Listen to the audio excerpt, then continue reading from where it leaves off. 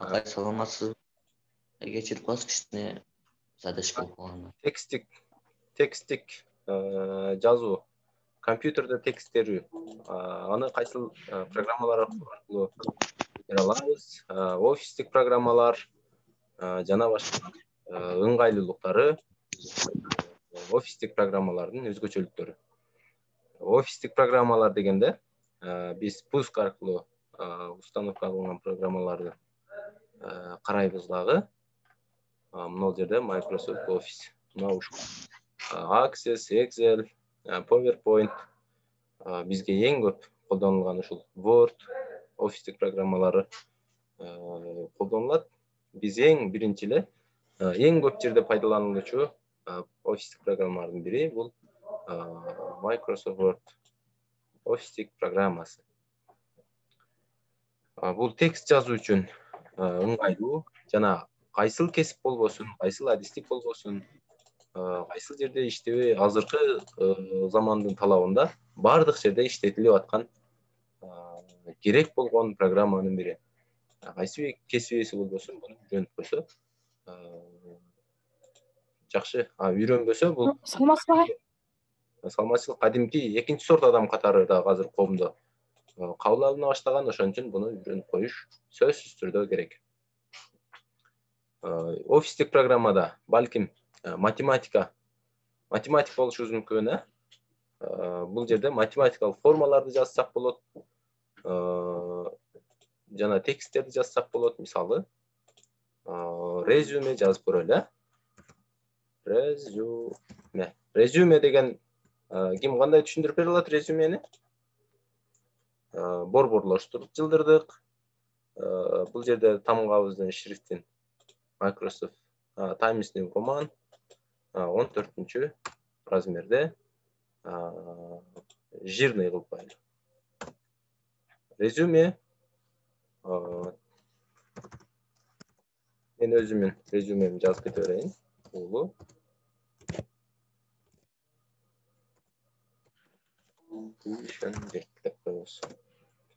Бул жерге биз өзүбүздүн сүрөтүбүздү койсок болот.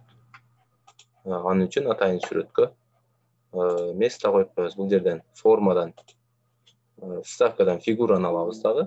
Ал жерден төмөндөгүчө. Агай, резюме дегенде өзүң жөнүндө маалымат, Ооба, өзүң жөнүндө маалымат. Бул биз бул жерге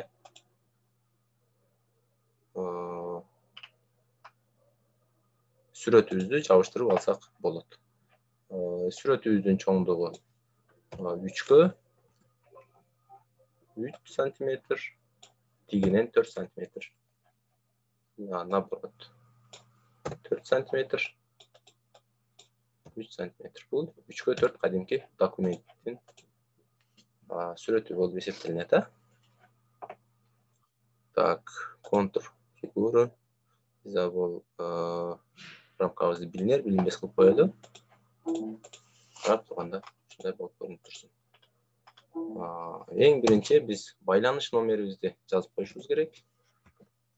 Телефон номерибиз 0700 +996 703 41 53 79 номери. Андан кийин кадимки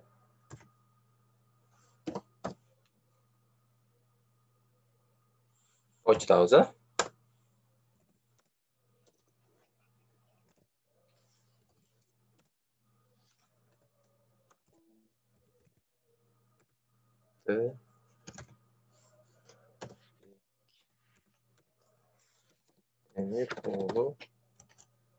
собачка@mail.ru. Бул менин электрондук дарегим. Эми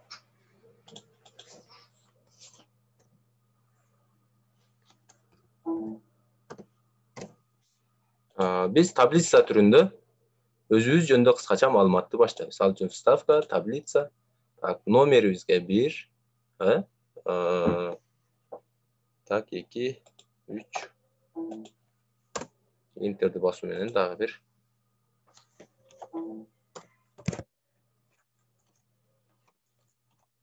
жерде номер үчүн кичинекей гана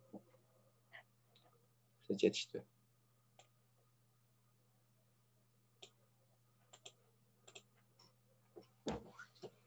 Biz бул жерге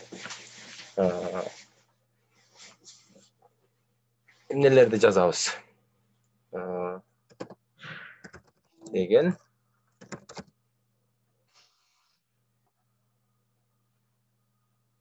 жери жылдары. Биринчи.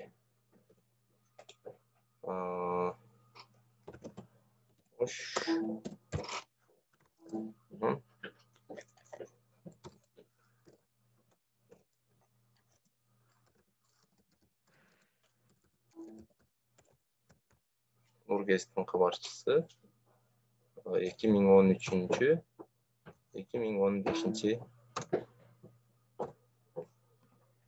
жылдары. Так, экинчи.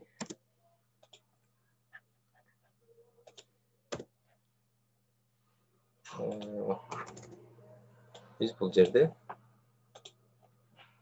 нумерациялап коюшубуз керек. Стилде нумерация коебуз. Так, андан кийин газетинин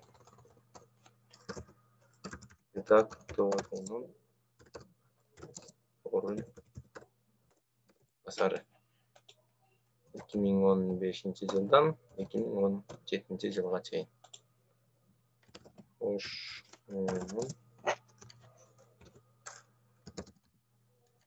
Билим редакциялык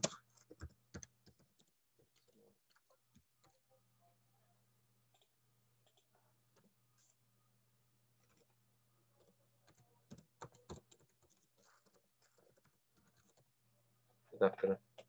Так, 2017 жылдан 2019 жылга чейин. Так, андан кийин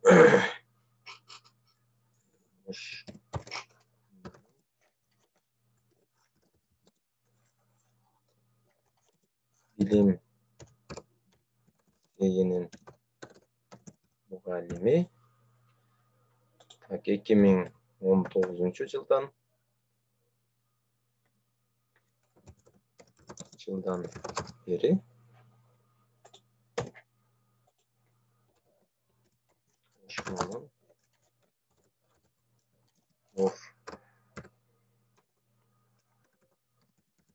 газетинин редактору 2020 жылдан бери. Мына бул өзүбүздүн иштеген жерибиз. Эми маалымат болуп калды. Биз бул жерден жирный кылып алган тамгаларыбызды жирный кылбай курсив кылып коебуз дагы. Бул жакты биз курсив тамгаларын белгилеп коебуз. Мына жерде нумерация деген бул өзүн-өзү номерлөө болуп кетет. Мисалы биз мына жерден бир жерди унутуп калдык дагы, жаңы жолчо кошоюн десек, биз enterди басышыбыз менен номер автоматтык түрдө өзү коюлуп атат да. Бул жерге жазып кете беребиз. Ашыкчасын өчүрүп салышыбыз мүмкүн да мына жерден. Удалить строк болгондо кайра эле экинчи исме болуп автоматтык түрдө өзүн-өзү номерлеп кете берет да. Так, мына таблица түрүндө жазылды. Таблицаны көргөзбөй койсок да болот. Аны үчүн мына жерде белгиленип турган мына ушул форматта дагы жазып койсок болот. Таблица бар, бирок бизге көрүнбөй турган кылып койдук да. Кайра таблица эгер керек дей турган болсок, кайра көргөзүп койсок болот. Таблицанын эле бир топ өзүбүз каалагандай жолдорун колдонсок болот. Чекелерин өчүрүп коюу жолу бар. Бул жерден чекесинде гана рамка калды. Ичиндегилер бүт өчүп кетти. Ушул эле жерден оңдой берсек болот дагы. Эгерде нол бир гана жактары калсын десек, мына бир сызыгын өчүрүп койдук. Эгерде оң тараптагы сызыктарды да бүт өчүрүп коюуну кааласак, анда айланасындагы сызыктарды өзүбүз каалаган сызыктарды бүт өчүрүп салсак болот. Мына биздин текстибиз, таблицабыз башкача болуп калды, Так, эми мына жерге биз сүрөт коюшубуз керек. Дароо эле ушул жерден сүрөт коюуну баштай берели. Ал үчүн биз өзүбүздүн сүрөтүбүздү келебиз.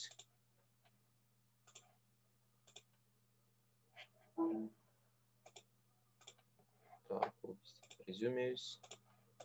Так, эми өзүбүздүн сүрөтүбүз кайсыл жерде сакталган? Бул жактан карап көрөлү.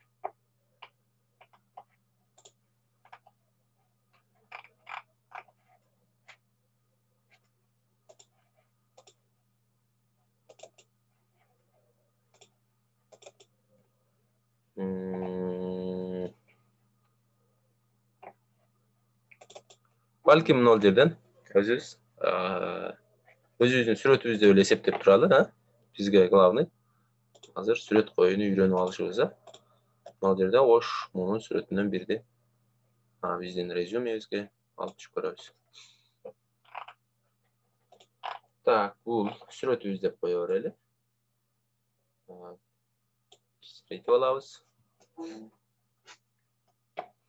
Форматтан биз өзүбүз керектүү форматтарды белгилеп алабыз.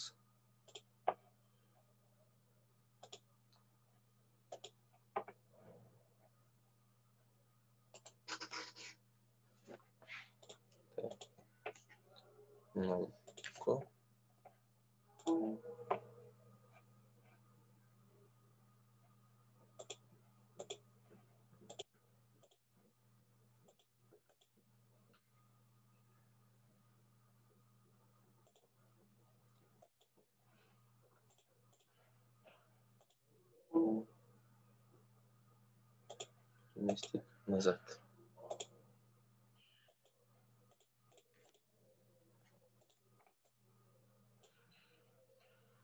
Мат. Так. Жалғыз 4 сантиметр. Burası 3 santimetre.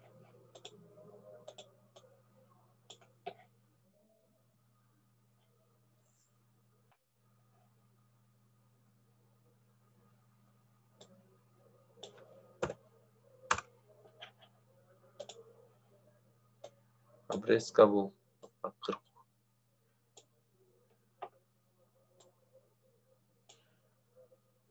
Мына ушул сүрөтүбүздү коюп койсок болот. Мен өзүмдүн сүрөтүмдү алып келип коеюн, Бул жактан эле.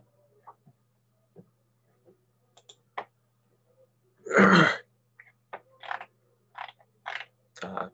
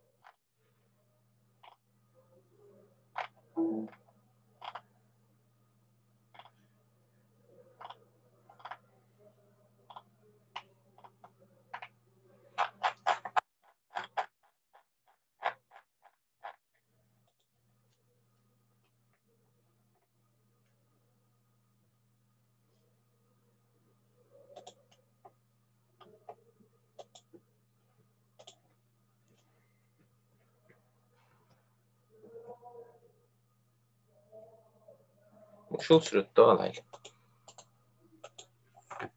Ағайына Нұрисламдын немеси зумга кирбей атат экен. Азыр шилтемесин жөнөтөм. Муну запись кылып туруп силерге жөнөтөм, Макул. Макул агай. Бирок мен башынан баштап көрдүм агай башын. Аха. Так, формат кадимки эле азыркы жүрүшүбүз менен оңдоп коебуз. 4 сантиметр.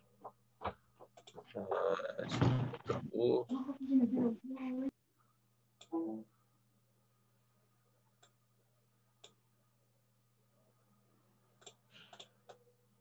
биздин сүрөтүбүз даяр болуп калды. Биз сүрөтүбүз менен кошо резюмебизди даярдап койдук. Резюмеде дагы ушул эле сыяктуу, ушул таблица сыяктуу өзүңөрдүн хоббиңер, колуңардан келген нерсени өзүнчө таблица кылып кошуп кете берсеңер болот, Эми жанагы математикалык формаларды каяктан табабыз? Мына ушул суроолорго жооп карайлы. Математикалык формаларга мына жерден вставка дегенге киребиз дагы.